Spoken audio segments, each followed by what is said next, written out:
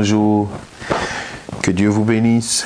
C'est un plaisir de partager ces instants, ces moments avec vous dans cette belle atmosphère, dans cet environnement qui témoigne de la nature de Dieu, qui témoigne de ce que Dieu a fait, chaque chose bien en son temps, qui témoigne des merveilles du Seigneur, des choses inexplicables.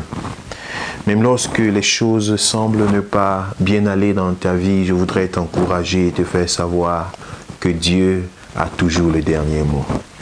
C'est la pensée que je veux partager avec vous pendant ces quelques minutes, pour t'encourager dans ta foi, pour t'édifier, pour te dire ne perds pas courage, pour te dire regarde vers l'avant, car il est un ami fidèle, un ami qui ne t'oubliera jamais, qui ne t'abandonnera jamais. Les hommes de ce monde peuvent t'abandonner, peuvent te rejeter, peuvent t'oublier, peuvent penser mal de toi, parler mal de toi et se moquer de toi.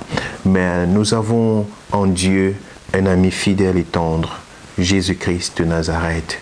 Et c'est cette bonne nouvelle que je veux t'annoncer et je voudrais partager véritablement cet encouragement avec toi pour te dire, ne baisse pas les bras, regarde vers l'avant.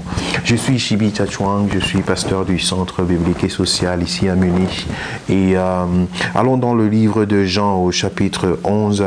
Il dit à partir du verset 1er, je vais le lire pour toi, c'est l'histoire de Lazare. Lazare était un ami intime à Jésus. Et alors la Bible dit, il y avait un homme malade, Lazare de Béthanie, village de Marie et de Marthe, sa sœur. C'était cette Marie qui oignit de parfum le Seigneur et qui lui essuya les pieds avec ses cheveux. Les sœurs envoyèrent dire à Jésus, Seigneur, voici celui que tu aimes est malade. Après avoir entendu cela, Jésus dit, cette maladie ne mène point à la mort, mais elle est pour la gloire de Dieu, afin que le Fils de Dieu soit glorifié par elle. Jésus pouvait savoir ce qui se passait dans la vie de Lazare à cause du fait qu'il aimait Lazare comme un ami. Il y a des choses qui peuvent se passer dans ta vie et tu te dis Dieu est absent. Il y a des choses qui peuvent se passer et tu te dis mais tiens, Dieu n'écoute pas mes prières. Mais je voudrais te dire, le Seigneur t'aime et il écoute tes prières. Ici, on a amené, n'est-ce pas, le besoin vers Jésus. On lui a dit, ton ami, celui-là qui marche avec toi, celui-là que tu aimes, il est malade. Mais Jésus n'a pas bougé. Il ne s'en est pas occupé. Il a tout simplement dit, non, je sais, cette maladie, elle ne mène pas à la mort. Je voudrais te dire, le problème que tu traverses ne te mène pas à la mort. La pression que le monde met sur toi, ça ne te mène pas à la mort. La persécution que ta famille est en train de développer, de multiplier derrière toi à cause du nom du Seigneur, cette persécution ne te mène pas à la mort. Les malédictions que les gens peuvent prononcer contre toi sont sans effet. Elles ne te mèneront pas à la mort. Pourquoi? Parce que Jésus est en toi. Qui peut maudire ce que Dieu a béni? Qui peut se lever contre ce qui est entre les mains de Dieu? Lazare était cependant dans sa situation et il souffrait au-dedans de lui. Il souffrait dans sa chair. C'était un mal réel. Il sentait cela vraiment au fond de ses os. Mais cependant, Jésus dit, ce n'est pas pour la mort. La situation peut te montrer des réalités différentes. Tu peux traverser des situations là où tout le monde dit c'est fini pour toi. Tu ne vas pas résister. Cette chose va t'emporter. Tu ne peux pas traverser cela. Il n'y a pas autre chemin. Les hommes de ce monde peuvent te décourager. Et ensuite te montrer des chemins qui ne plaisent pas à Dieu pour pouvoir t'en sortir de la situation. Te montrer des raccourcis pour dire attends, Dieu n'est pas en train de répondre, passe plutôt par tel autre chemin. Votre Dieu est là, ainsi de suite. Voici plutôt comment tu vas t'en sortir. Lazare ressentait cela en lui, mais il avait besoin d'une seule personne, Jésus. Mais cependant, Jésus tardait. Jésus ne venait pas. Mais Lazare avait besoin de Jésus, mais Jésus ne venait pas. Cependant, Jésus savait la raison. Et plus tard, 4 jours plus tard, Jésus arriva sur le lieu où Lazare avait déjà succombé. Dans la chair, il avait abandonné. Sa famille avait abandonné. Et lorsqu'on voit Jésus venir, même les disciples qui étaient avec Jésus se disaient, mais tiens, pourquoi tu as perdu autant de temps pour venir maintenant? Il n'a plus besoin d'aide. Il est déjà enterré. Il est dans le tombeau. Il est oublié. Les circonstances de cette vie peuvent, n'est-ce pas, te montrer que c'est fini, que c'est terminé, que le divorce est signé, que la lettre de licenciement est signée, que voilà, c'est impossible de concevoir, c'est impossible d'avoir un enfant, c'est impossible d'être guéri, c'est impossible d'avoir un nouveau visa, c'est impossible de pouvoir te réjouir dans la vie, c'est impossible.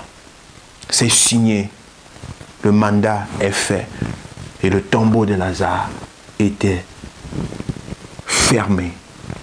C'était cimenté, c'était scellé, c'était la fin, c'était la séparation entre les vivants et les morts.